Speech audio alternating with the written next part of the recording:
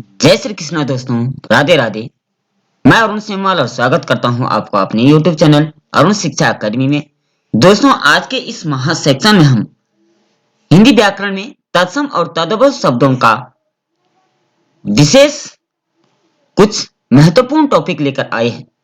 इसमें कुछ हम ऐसे उदाहरणों को बताएंगे जो अमूमन हर परीक्षाओं में पूछे जाते हैं, और तत्सम शब्द की परिभाषा और उदाहरण भी हम इसको बताएंगे और आपको सटीक और सही आंसर बताएंगे जो आपकी परीक्षा के लिए बहुत लाभदायक होने वाला है, क्योंकि तत्सम और तद्भव जो है वो बहुत इंपॉर्टेंट हो जाता है हिंदी व्याकरण के लिए।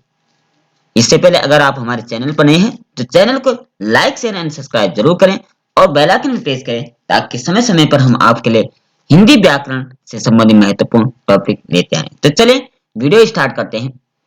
सबसे पहले हम देखते हैं कि तत्सम व तद्भव शब्द अर्थ, परिभाषा, संपूर्ण जानकारी हम इसकी देने वाले हैं। अब सबसे पहले बात करें संस्कृत। संस्कृत संसार की प्राचीनतम भाषा है। संस्कृत जो है वो संसार की सबसे प्राचीन भाषा मानी जाती है। विश्व में अधिकांश भाषाओं का जन्म इसी से हुआ या उनकी शब्द रचना का आधार यही संस्कृत भाषा है। संस्कृत का दिया हुआ हमारी हिंदी के पास बहुत कुछ है। तो चले सबसे पहले बात करते हैं तत्सम शब्द की।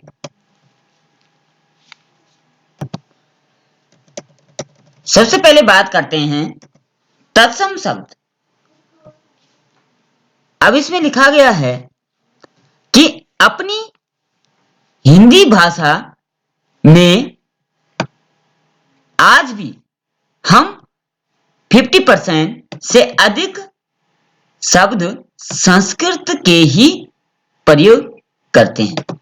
कहने का मतलब है कि अगर हम हिंदी का प्रयोग करें तो उसमें अमूमन जो है वो संस्कृत के ही शब्द होते हैं, क्योंकि हिंदी में प्रयुक्त होने वाले संस्कृत के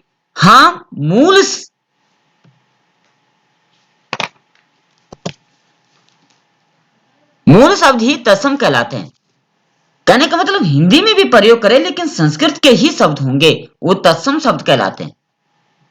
जो यथा संस्कृत का ही रूप हिंदी में प्रयोग हो रहा तत्सम शब्द कहलाते हैं, क्योंकि संस्कृत से ही हिंदी भाषा उत्पन्न हुई और संस्कृत ही हिंदी भाषा की जननी भी मानी जाती है।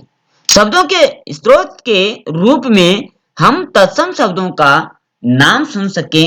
तत्सम शब्द का अर्थ भी इसी के समान होता है, अर्थात संस्कृत की प्रथम विभक्ति के रूप को हिंदी में तत्सम रूप में लिया जाता है, जैसे रात्रि, दीर्घ, सूर्य, चंद्रमा, माता पिता आदि। तो ये क्या है? तत्सम शब्द है। संस्कृत में हिंदी में प्रयोग होते हैं लेकिन ये हिंदी के शब्द नहीं, बल्कि ये जितने भी शब्द है ये है तत्सम शब्द, लेकिन हिंदी में प्रयुक्त हो रहे हैं। ठीक है, जैसे ये रात्रि, दीर्घ, सूर्य, चंद्रमा, माता पिता, ये तत्सम शब्द है और हिंदी में प्रयुक्त हो रहे तत्सम शब्द कहलाते हैं। तो तत्सम शब्द पहचानने की क्या जरूरत है? जो हिंदी में है लेकिन संस्कृत के प्रयोग हो रहे हैं, समझो वो तत्सम शब्द है। अब तद्भव शब्दों की बात करें, तद का मतलब होता है उसका, भव का मतलब होता है, भव का अर्थ है यानी अर्थ, यानी उसका अर्थ। किसका अर्थ? संस्कृत का जो अर्थ है वो तद्भव शब्द कहलाता है, यानी हिंदी में हिंदी का ही रूप प्रयुक्त हो रहा है, तत्सम शब्द कहलाएगा। यहां लिखा गया एक या जहां तत्सम शब्द अपने शुद्ध रूप में हिंदी में प्रयोग हो रहे हैं, वही इनमें से कुछ शब्दों का रूप थोड़ा बदलना भी गया है। शब्दों के बदले इस रूप को ही हम तद्भव कहते हैं। तद्भव का अर्थ तत्सम से ही पैदा हुआ, यानी तत्सम से जिसका जन्म हुआ, इसलिए हिंदी की जो जननी है वो संस्कृत है। अधिक शब्द कहा गया ना, ऊपर कहा गया कि 50% जो है वो संस्कृत के ही प्रयुक्त हो रहा है और 50% जो है वो उसका हिंदी रूपांतर है, अर्थात हिंदी की जननी जो है वो संस्कृत है और हिंदी में जो संस्कृत का रूप, संस्कृत के शब्द प्रयुक्त हो रहे तत्सम कहलाते हैं और हिंदी अर्थ प्रयुक्त हो रहा है तो वो तद्भव कहलाएगा। जैसे यहां दिया गया है रात्रि, जैसे हमने ऊपर कहा था रात्रि, रात्रि का हो जाएगा रात, दधी, दधी का संस्कृत में दधी कहेंगे, हिंदी अर्थ हो जाएगा इसका तद्भव रूप हो जाएगा दही। सूर्य का हो जाएगा सूरज, हिंदी में सूरज कहेंगे। चंद्रमा का हो जाएगा चांद कहेंगे। माता पिता, ठीक है, माता पिता का माँ बाप कहेंगे, ठीक है ना, ये प्रयुक्त हो रहे। तो ये किसके शब्द हैं?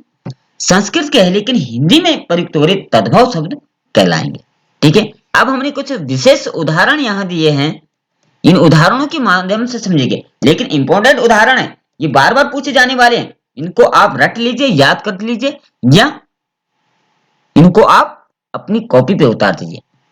अब तत्सम शब्द है अंतः, यहां कहा गया है अंता, अंता का जो अंता संस्कृत है, तत्सम का मतलब जो संस्कृत का रूप हिंदी में प्रयुक्त हो रहा है और तद्भव का मतलब जो उसका हिंदी अर्थ प्रयुक्त हो रहा है। तत् अंतः का मतलब होता है विसर्ग भी लगा होना चाहिए उस पे, यानी उस पे विसर्ग भी होना चाहिए। वो अंतः, अंतः का अर्थ होता है अंदर, ठीक है, इसको भीतर भी कह सकते हैं लेकिन अंदर भी आ सकता है। अब दूसरा है अक्षर, अक्षर का तद्भव रूप क्या होगा? आखर, हिंदी में इसको आखर कहेंगे, लेकिन हम हिंदी में क्या प्रयुक्त करते हैं? अक्षर प्रयोग करते हैं कि ये अक्षर वो अक्षर। तो वो अक्षर जो है वो हिंदी का शब्द नहीं बल्कि संस्कृत का शब्द है, यानी तत्सम शब्द है। अमूल्य, हम कई बार प्रयुक्त करते हैं अमूल्य, अमूल्य का अर्थ अमोल होता है या अनमोल, जिसका कोई मूल्य नहीं है।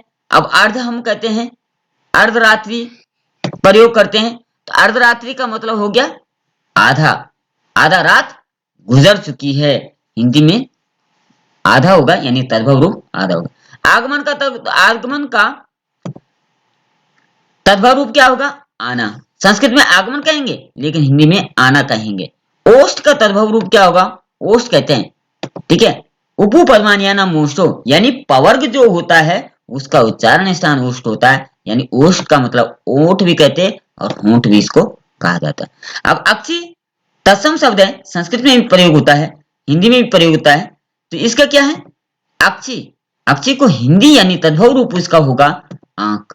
अब उद्भव है, इसका उद्भव कहां से हुआ, ऐसे कई बार हिंदी में प्रयुक्त होता है, तो उद्भव का मतलब तद्भव रूप इसका है उपज, ठीक है। अब बात करें कपोत, कपोत का तद्भव रूप क्या होगा?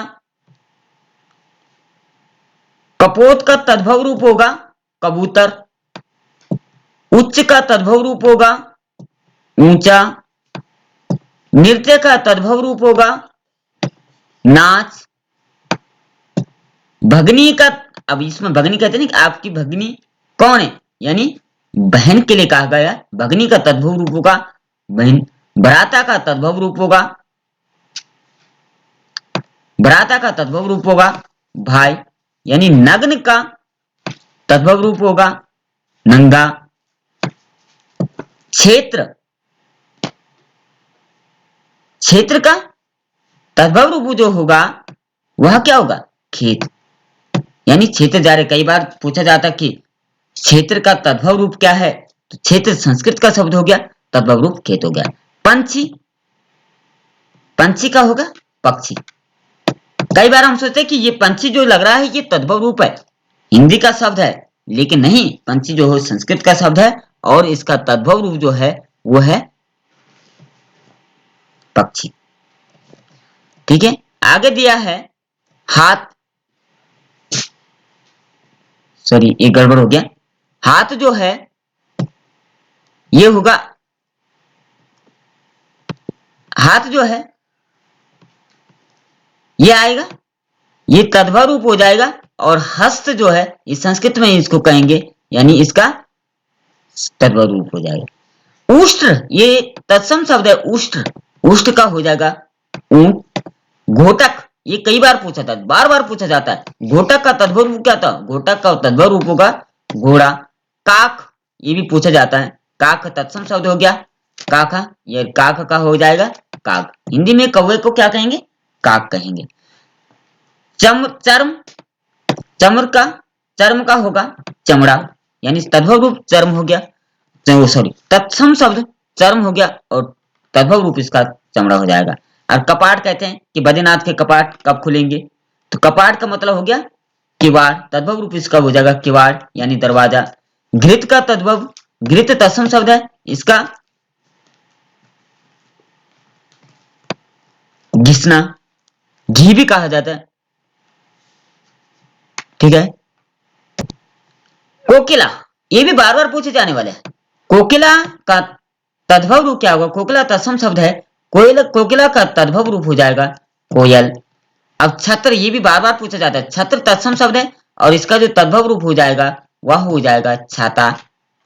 अंधकार, ये तत्सम शब्द है, यानी संस्कृत का शब्द है, हिंदी में प्रयुक्त हो रहा है। अंधकार मिट गया, यानी ये तत्सम शब्द हो जाएगा। और अंधेरा जो है ये तद्भव रूप यानी हिंदी का रूप हो जाएगा। दुग्ध कई बार पूछा जाता है, दुग्ध चढ़ाना या दुग्ध पीना संस्कृत का यानी तत्सम शब्द दुग्ध है और हिंदी का रूपांतर यानी तद्भव रूप हो जाएगा इसका दूध। स्वर्णाकार, स्वर्णकार जो है वो संस्कृत का है और सुनार जो है वो हिंदी यानी तद्भव हो जाएगा। कुंभकारा, कुंभम करोति थी कुंभकारा, कुंभकार इसका तत्सम शब्द हो जाएगा और हिंदी इसका कुमार आ जाएगा। ठीक है, आगे दिया है लौहकार, लौहकार का तत्सम रूप हो जाएगा, तद्भव रूप हो जाएगा लुहार। यानी श्राप का जो तत्सम शब्द है वो श्राप है और श्रापित, शापित जो है तद्भव रूप हो जाएगा। वाष्प जो है ये तत्सम शब्द है, भाप जो है इसका तद्भव रूप आ जाएगा। भित्ति जो है ये तत्सम शब्द है, भीत जो है इसका तद्भव रूप आ जाएगा। द्वार जो है ये तत्सम शब्द है, दरवाजा जो है इसका तद्भव रूप आ जाएगा। तो ये कुल मिलाकर के हमने आज कुछ महत्वपूर्ण तत्सम और तद्भव शब्दों को आपको बताया। ये ऐसे बार बार पूछे जाने वाले तत्सम और तत्सम शब्द है। हिंदी व्याकरण, संपूर्ण हिंदी व्याकरण हम आज से यानी कल से शुरू करने वाले हैं और शुरू से लेकर के आखिर तक संपूर्ण हिंदी व्याकरण हम विधिवत रूप से आपको कराएंगे। लेकिन इससे पहले आपको हमसे जुड़ना होगा, यानी चैनल को सब्सक्राइब करना होगा और वीडियो अच्छी लगे तो कमेंट में जय श्री कृष्ण अवश्य लिखें। आज के लिए इतना ही। जय श्री कृष्ण, राधे राधे।